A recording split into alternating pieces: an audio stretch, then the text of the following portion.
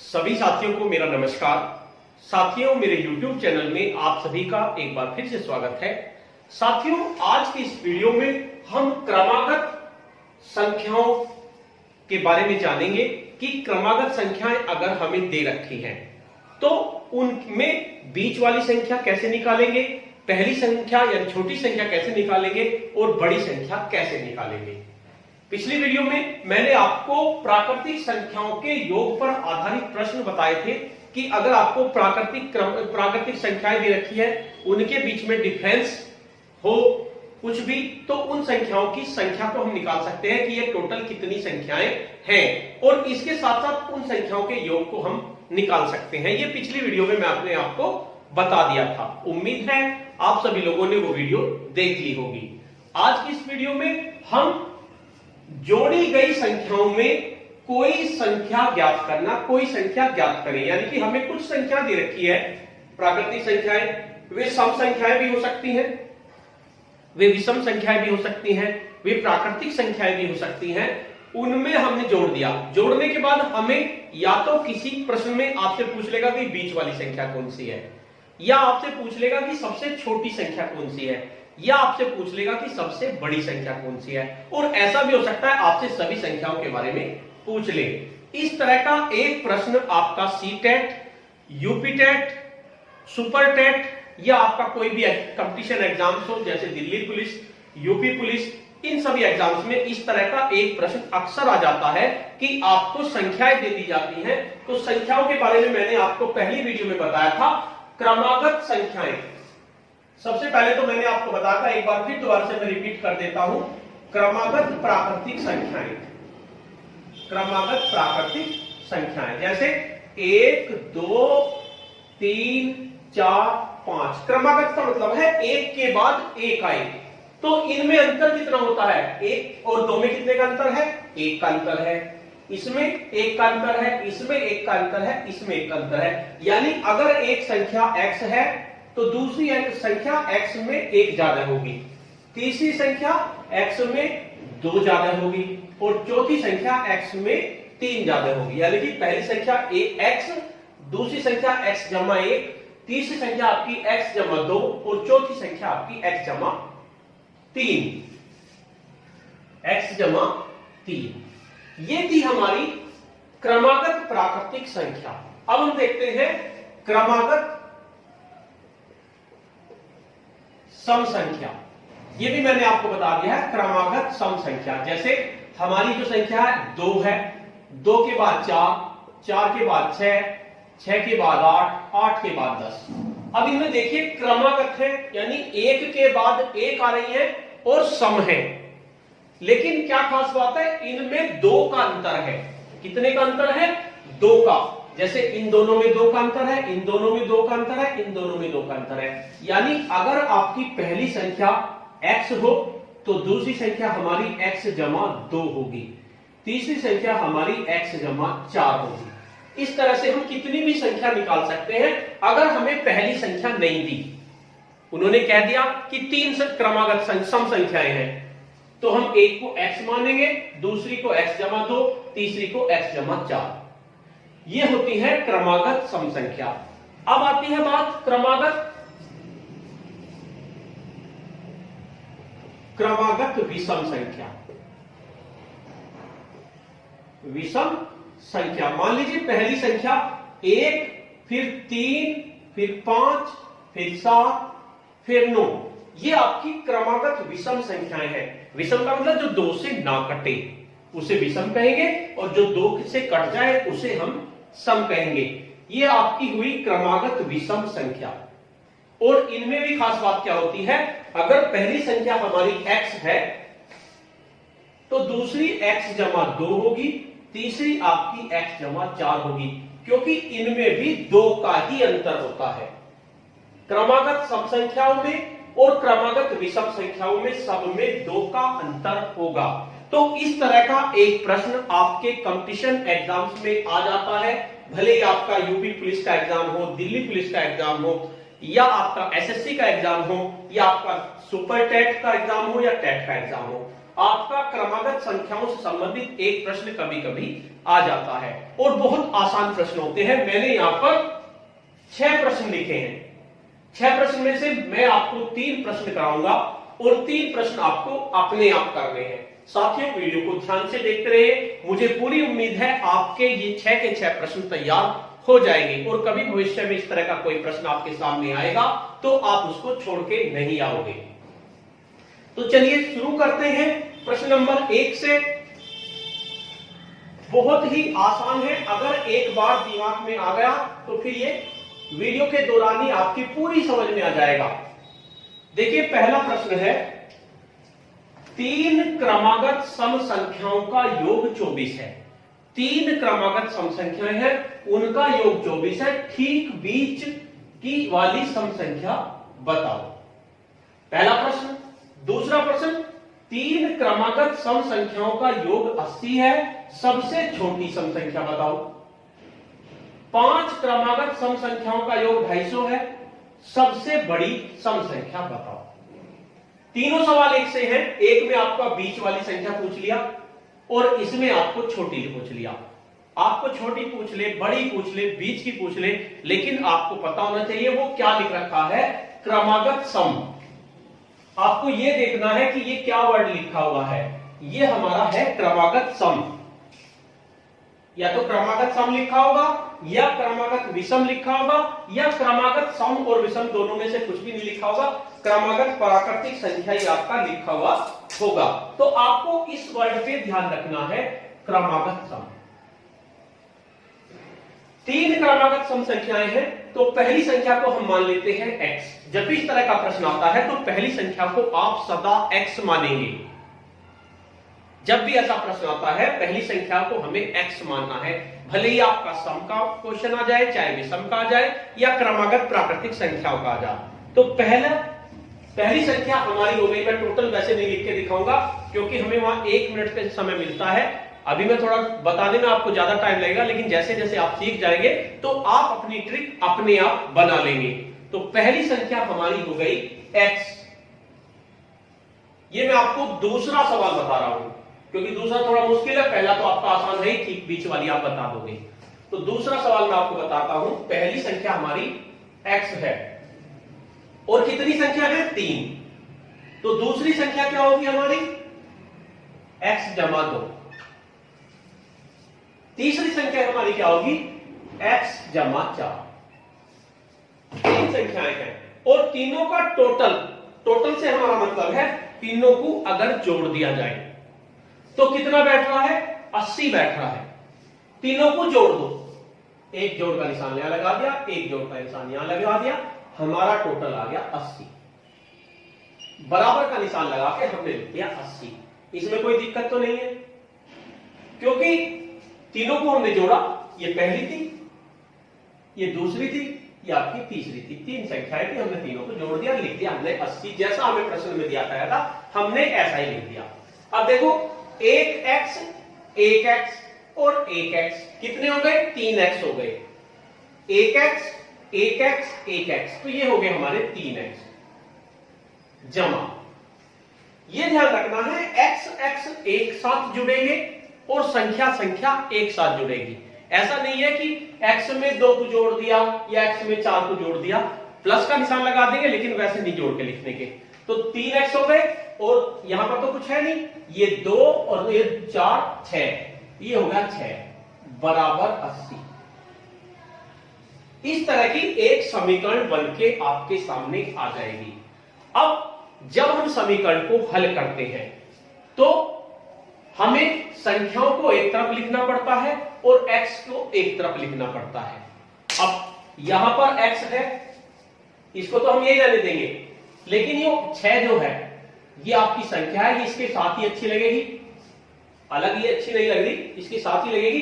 लेकिन अगर आप बराबर के साइन के पार जाते हैं, ये आपका ये मान लीजिए पुल है, पुल के पार जाएंगे तो कुछ ना कुछ फर्क पड़ेगा। अगर आपके सामने जमा का निशान है तो पुल के पार जाने पर वो नफी का निशान हो जाएगा। अगर आपके सामने गुणा का निशान है या आपके साथ गुणा का निशान है तो दूसरी तरफ जाने पर वो भाग में बदल जाएगा। भाग का निशान है तो गुणा में बदल जाएगा।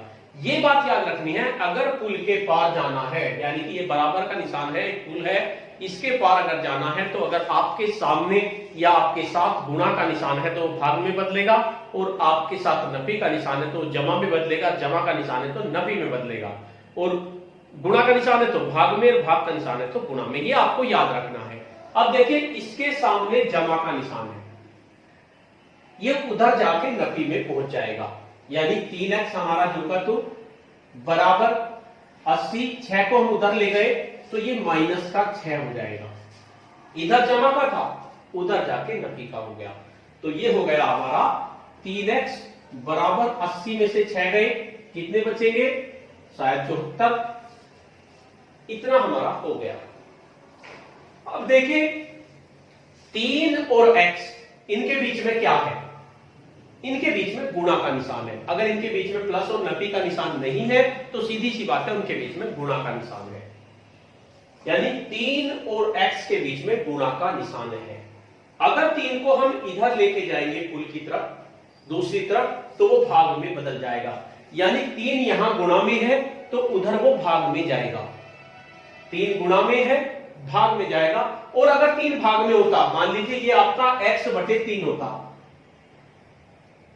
तो ये उधर गुणा में जाता, लेकिन अब ये हमारा गुणा में है तो ये हमारा भाग में जाएगा, तो x बराबर 74 भाग 3, 3 से भाग कर देंगे, 3 दूनी 6 बच गया 1, 14, यानी कि कुछ ना कुछ हमने सवाल में गड़बड़ की है, इस सवाल में कुछ ना कुछ हमने गड़बड़ की है जिसकी वजह से हमारा उत्तर सही नहीं आया, या हमने सवाल हमारा गलत है। अगर ये पूरा पूरा नहीं कट रहा तो हमारा उत्तर गलत है। अब इसके लिए हम पहले तो अपने प्रश्न को चेक करेंगे, उसके बाद देखेंगे कि हमने गुणा भाग कहीं गलत तो नहीं की।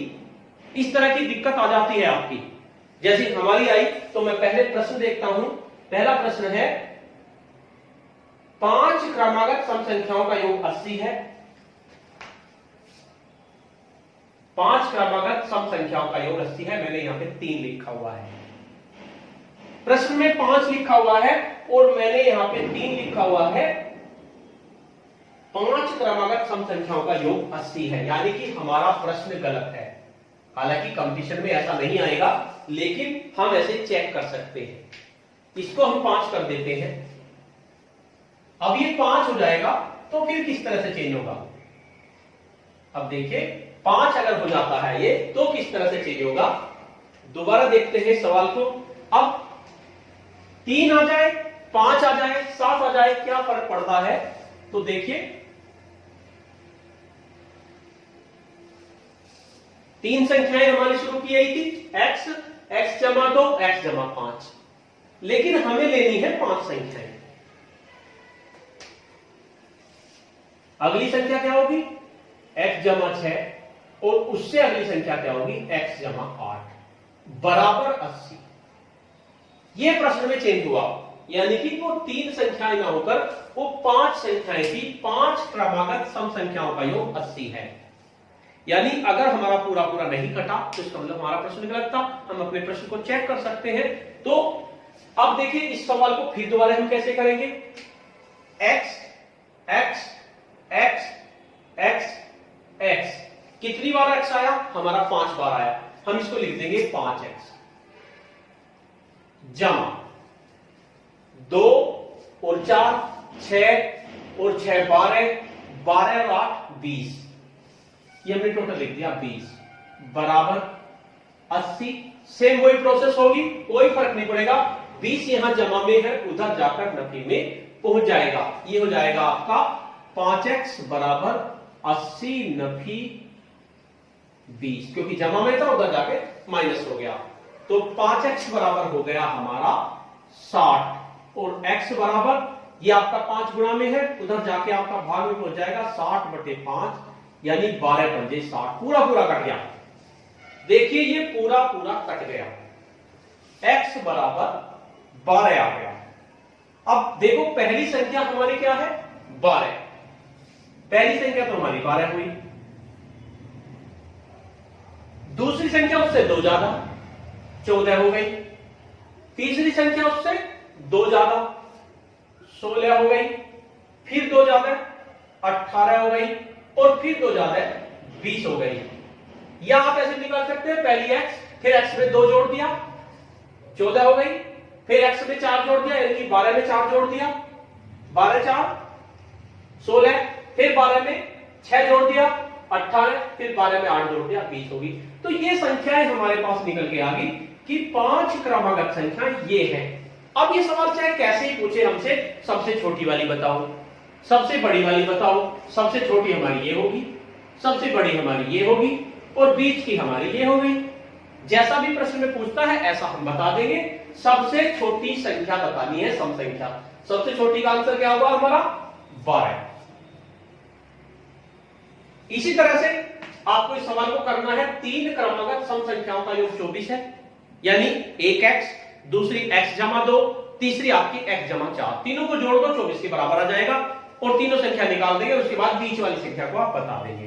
तो बड़े आसान तरीके से आप इन्हें कर सकते हैं अगर आपको करना आता है, आपको तुक्का लगाने की जरूरत नहीं है, इनका एक मेथड होता है। अब देखते हैं अगला प्रश्न। पहला प्रश्न आप अपने आप कर लेंगे।